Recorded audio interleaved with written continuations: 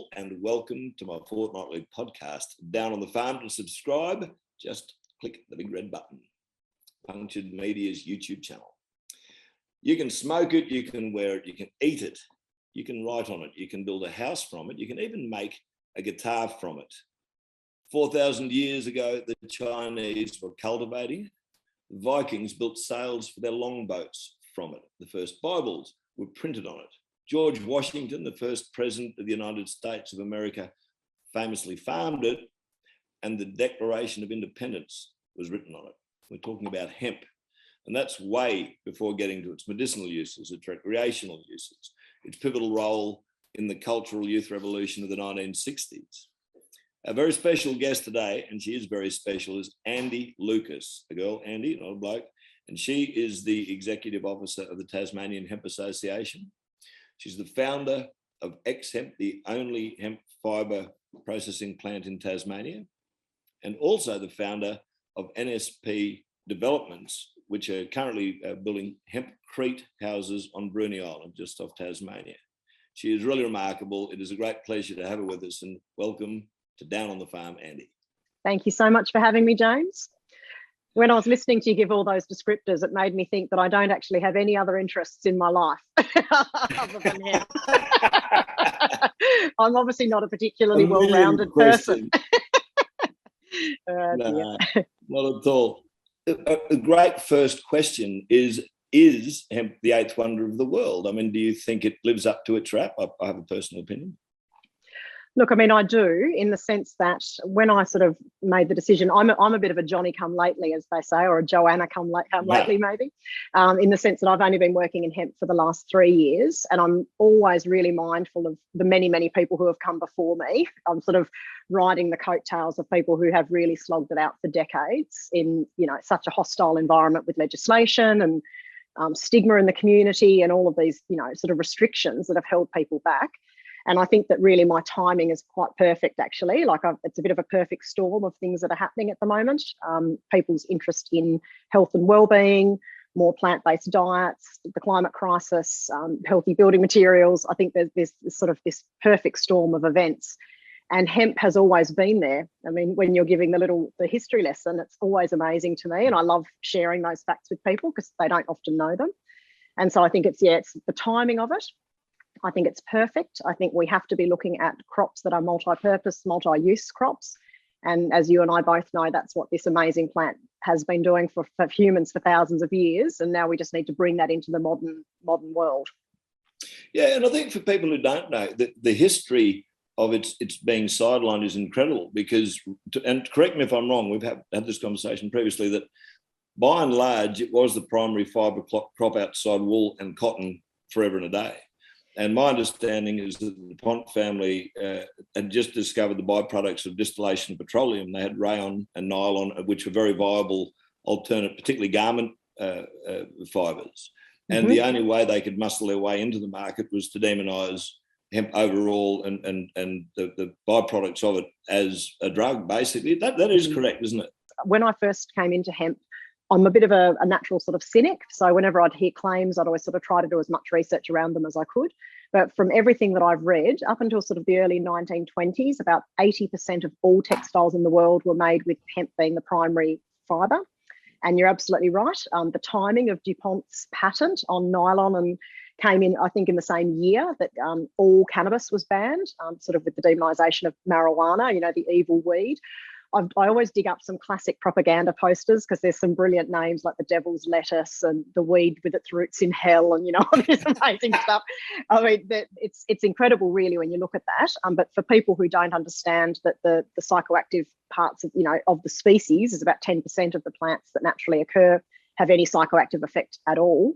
And the other 90% of the plant, varieties that just occur naturally don't have any drug value. So we've lost that knowledge, and it's really amazing to me that it only takes sort of 2 generations for people to forget that their grandparents were growing it, that we were eating it, that we were making cloth out of it, So there's a huge public education campaign, I think, that's still needed. It's actually astonishing because when we're in this world, we're surrounded by other people who know all this.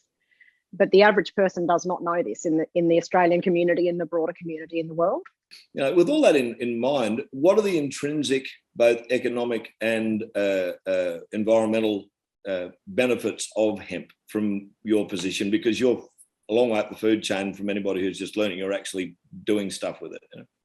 Yeah, look, I think one of the things that I always preface by saying I'm not a farmer, so I don't come from an ag background. I'm the daughter of a teacher and a nurse, and I grew up in sort of suburban world. And my career before hemp was extremely varied. I ran a nightclub. I used to work in TV and film production. I ran a camera accessories company in Colorado. So I've done a lot of different types of work. So I don't speak from a scientific or a farming background.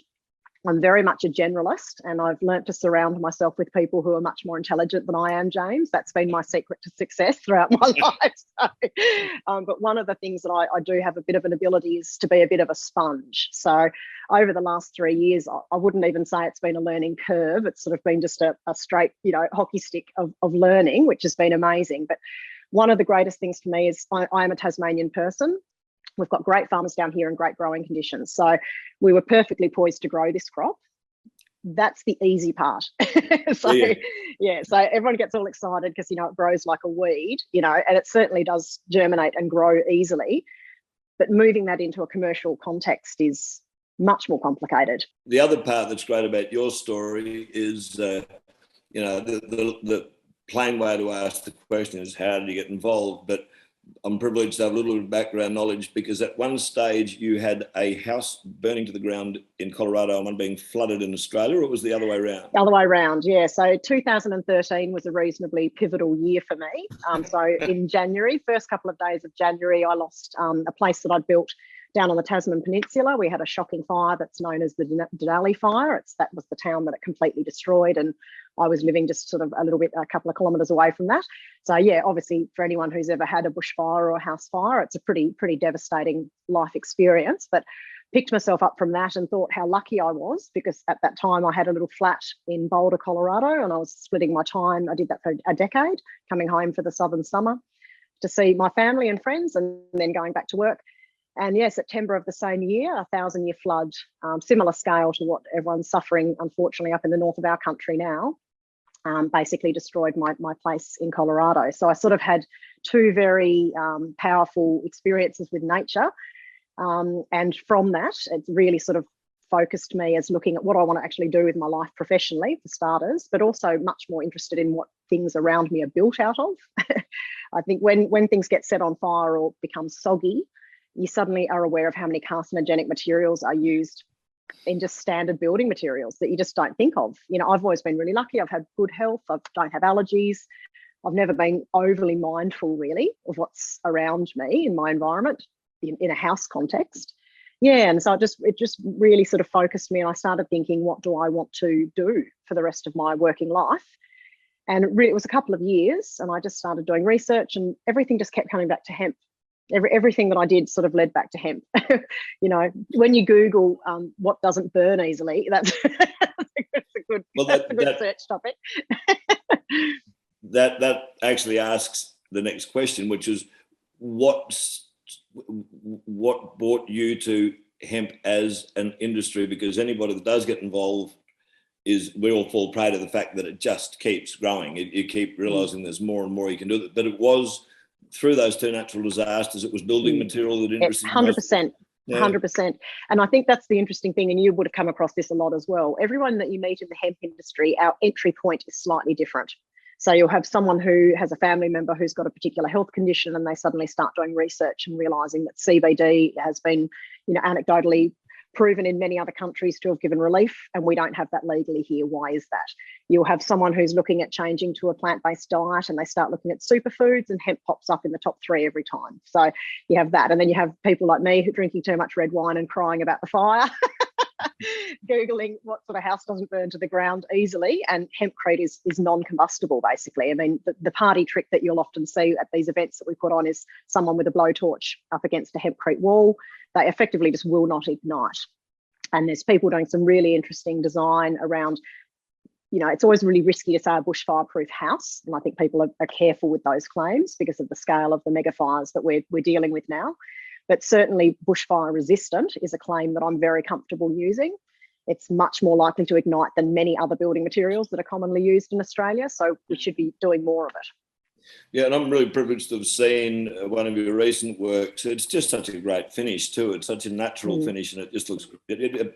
I think it's going to be huge, and it really is only a recent addition to the quiver of uses too. When I say recent, as in a decade, as opposed to 1,000 years of use. Yeah, well, it's interesting. When I when I first started working in hemp, and I had to do my first presentation to a sort of an industry group. And I did sort of very similar to your introduction, where you're just talking people through. It was elected representatives and people who might not have known about it. And one of the facts that I pulled up is that the Romans actually used a form of hempcrete in Hadrian's Wall, the big wall that runs right the way from Rome up through to the United Kingdom. And I practiced my speech in front of my lovely sister, who's the guinea pig for all these sorts of things. And we got to the very end and she goes, "Oh, that was just great, honey. That was great. Who's Adrian Hall?" And it's become, of course, the running joke, Adrian Hall. So we've known as humans how to do hemp lime building for literally thousands of years. There's evidence of it being used in Southeast Asian temples. It's been standing for 1,000 years. It's an incredibly robust natural material. But when you don't need that structure to be standing there anymore, it can be composted. I mean, it's like, just doesn't get any better. It's like, okay, that was I didn't know that either. I'm learning as I go. So once that material, if you deconstruct that building, it'll break down. Yes, you can literally put that back into the ground. It's just incredible. And so there's just so much about it that's great. Firstly, it shouldn't need to be coming down, and it's going to stand for many hundreds of years if it's engineered properly. Most of the hempcrete construction that's done, I'll call it the traditional method. So it's a stick frame construction, timber stick frame, and then you encase that timber stick frame inside the hempcrete mix. Wow. When people say hempcrete, it's sort of because it looks a little bit like concrete when it's being mixed up on site. It doesn't share the same characteristics in nearly any other way, but it's just a helpful way for people to understand. If you're looking at a hempcrete house, it just sort of looks like a rendered house with a nice thick wall, about 270 or 300 mil. And they're just beautiful, fantastic acoustics. You don't need to use a vapor wrap. They're hygroscopic. It's another great word I learned recently. So they let water vapor breathe in and out through the walls. You don't get mold. They're pest resistant. It's a really incredible material, and it's, like you say, it's beautiful, in its unrendered form. It looks like sandstone. It's very much that sort of, you can see the lines of the mix going in. And I just think that's fascinating. Like, to look at the wall of my house and I was like, that's cannabis that was growing in Tassie 6 months ago. It's in the wall of my house now. That's amazing. Just amazing. It is, yeah. And a couple of things to fact check on the way through, because you'll know the answers. My understanding from very early research is that it's pretty much a zero return. If you fertilise cannabis, particularly going into medicinal, all the plant does is return more, but effectively in its natural state, it takes from the soil what it returns if you mulch it. Is that correct? Look, I can't speak to, I've read that as well, and I think that's probably true, but I always get a bit nervous because my agronomist scientist friends will probably be watching and they'll scold me roundly. Certainly as far as you often hear that it's, it doesn't require water, it doesn't require inputs. That's not strictly true, in the sense that if you're growing a commercial crop of any kind, your farmer's going to want to control elements. So there's going to be an irrigation regime, there's going to be a paddock preparation, method, there's going to be biological or chemical controls of pests. So yes, we do have a lot of organic growing of cannabis, and that's fantastic. It's beautifully suited for that. Using clover as a cover crop is a really great way to deal with that. Because it grows so quickly, it often crowds out the weeds. So all of those things are true, but I'm just very careful now. It's a much less thirsty crop than many others, certainly way less than cotton, and it's not particularly input heavy. But the fellas down here growing it commercially, there's a couple of grand per hectare inputs, or $1,000 to $1,700 input cost, and still giving a good return, but there are inputs. What song in your formative years, even if it happened last week, is one that's really made you think differently about how you approach life? I have a definitive answer for that one. So when I was I left Australia at 18 and moved to London, did the classic gap year thing, and then stayed away for 5. And in the first year that I was there, I met and fell in love for the first time with this very beautiful West Indian man called Robert. He's no longer my husband, but he's still a lovely man and is alive. So you can't talk about him in the past tense, like he hasn't died. Robert's out there in the world living his best life as well, which is good. But Rob really broadened my musical horizons. He was a lover of music. I've come from a very musical family, but I don't know if you can tell from looking at me, we're a bit of the Celts, you know, so it's very much that Irish sort of folk stuff. That's what I grew up with. I come from a family of musicians. So I've got about 4 or 5 professional musicians in my immediate sort of first cousin sort of side of the family. So I can't hold a tune, and I'm reasonably hopeless. So I'm usually up the back at Christmas, sort of just keeping it steady. On the triangle. Yeah, it's the shaky egg actually, James. That's more what I've been. That's all I've been entrusted with. Anyway, so when I went to London, Rob introduced me to Nina Simone, who was an artist I'd never heard before. And I can remember vividly the day I first heard her sing Feeling Good. I remember it vividly, like I can go there to that memory straight away in our little shitty flat in London. I lasted nearly 20 minutes before swearing. I'm so sorry. No. It's beautiful. But look, I think that's what everybody watching relates to. It's very rare that you have those epiphanies when everything's absolutely rosy. You know, some I suppose, like, sort of the back of just off the French coast, you might hear a piece of, but it's usually when you're being tested on several levels that something will really connect. And that's a great choice. And I love that song. And that was God, you know, because I'm in my mid 40s now, so that was 20 plus years ago, you know. And I listen to that song regularly. It's a song that defines. Yeah, I find it one of the most beautiful pieces written, firstly, and it just gets me every time. The horn section, like just everything about it. It's just such a great song, and it's both happy and sad. You know, it's just a great song and a great anthem. So that's definitely my favourite song. I do listen to music all the time, and I have a very, very wide range of tastes. I just I really love music. I know because I've been talking to you, but you a couple of weeks off running the 3rd biennial Australian Industrial Hemp Conference. Yes, I am. The conference is going to be absolutely amazing. We had a organising committee meeting a couple of hours ago today, and I'm so excited about it. It's going to be a cracker. It really is. The legislation thing kills me because it's the music industry was very, very similar in that it got to the stage where the artist had to take all the risk before a record company would then go, well, there's no risk now, or at least it's been mitigated, so we'll go with it. Yep. Very, very similar dynamic, but it's an unassailable. There's just so much about it that is unassailable. It works. It's great. It's green. I'm wildly excited that, irrespective of who's in governance, those agendas will be really, really well served. Yeah, me too. You've just covered a lot of them then, but during the conference, what are the areas of great interest? What are the contentious issues? What do you hope to get attendees' attention with and send them home enlightened? Do you have a series or a handful of favourite topics that you want people to go away going, I didn't know that? Oh, look, we've all got our favourite children, James, but you don't ever say it on a podcast, do you? No. So look, I guess the thing for me, one of the things that I love about hemp, and I get the feeling that you and I might share this view, I have an absolute refusal to be bored. I don't like being bored ever. And I've realised that I will never, ever be bored working in hemp. It's going to be impossible for me to become a true subject matter expert in my lifetime, the years that I've hopefully got left, which is brilliant, because that means you've always got something to learn. There's always someone really fascinating who's doing something really cool that you've literally never heard of before. And one of the things, I went to a conference in Rotorua last May. There was this tiny little window where they opened up the Trans-Tasman bubble, we called it. So Tassie and New Zealand, we had no community transmission then. So we had this little opportunity, and I went to the conference in Rotorua, which was really excellent. One of the things I loved about it is that they didn't do split sessions. What often happens at hemp conferences is, you know, I'm a fibre person and you're a food person and you're an extracts person, you know, that people are sort of doing these different areas of focus, which is natural. But for me, having a national conference where you're all in the one room, I was learning about stuff that I'd never heard of before. And it just adds such a richness. It doesn't mean that I don't stay as a fibre processor and a Hempcrete builder. I'm not actually a builder, but a project manager of those builds. Yeah. it's not that. It's not that I came away going, I'm going to do neurological pharmacology, because let's face it, I can barely even say that That's without right. laughing. I dare you to spell it. That's right. No, that's never going to happen. They're not going to be calling me Dr. Lucas, I can assure you. So it's not that, but it was just such an interesting, this woman, you know, I was like, wow, that is amazing. And there was another guy who talked about, you know, the physics of the microbiology, whatever, you know, just incredible. Soil carbon, you know, soil physics I'd never even heard of before. All that stuff. Yeah, it's just amazing. And so for me, it's all of it. Yeah.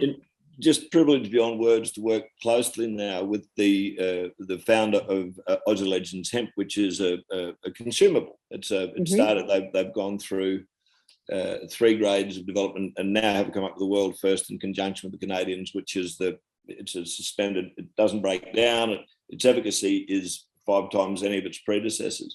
But it's interesting the dialogue that you have. It's hard. You sound like a zealot so quickly, and you're inclined to, you know, make people go, oh, all too much. But Peter Saunderson and I have long conversations about exactly this. That one of the real impatience is, if that's a word, is you get so excited watching people catch up. First of all, in Tasmania, but it's also been a little covered by what you're saying that the other states are catching up. But it's impossible to ask the question without asking for an economist answer. But how quickly do you see the growing part of the industry impacting Tasmania's economic bottom line? Do you think it's something that will develop quite rapidly and be of real importance to the state's economy? And because once that starts, everything else follows. For sure. So at the moment, our farm gate last year was about 4 million for seed for food. So, you know, in the scheme of Tassie's markets, that's actually a sniff. That's not really big money down here for these fellas. You know, they're growing a lot of other commodity crops and lambs and things like that. I spoke to a couple of my agronomist mates. They reckon out of the top 10 returns per hectare, hemp sits about 8 out of 10. So it's right up there. It's a really good rotational crop for our guys. It sort of fits nicely into the rotation of land use that they're doing. And it's got some other advantages. We had one grower last season who was extremely negative about didn't like the C word being used, by which I mean cannabis.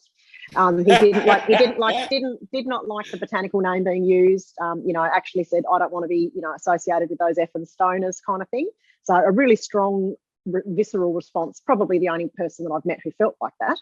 And when you come back to him 4 months later and his crappy, degraded, compacted, overgrazed land has just been completely transformed into this, you know, gorgeous green forest of plants that have gone from seed to full maturity in sort of 100 days. It's incredible, but the fibrous roots can do so much good breaking up that compacted soil. We know that it's a bioremediator, so it takes a lot of heavy metal. It just does all these amazing things. And so when you show people that that's what it's done and returned him money on the actual commodity that he was growing for, you know, it really is just a win-win. The minute that our laws catch up with our trading partners with CBD just as a starting point, you know, the sky is going to be the limit. Yeah, it really will. So exciting, and you're so articulate about it. Like from the very first conversation, I've been an avid fan, so, you know. Now, I am going to be a little bit shameless with the pitch. If anyone is listening to this and they're thinking, can't think of anything worse than going to a hemp conference, but you happen to either be in Tassie or want to come down to the most beautiful state, I would say, in Australia, because I'm going to say that, we do have a couple of just social events that are going to be really good fun. So people don't need to be into the full conference headspace if that's not where they're at.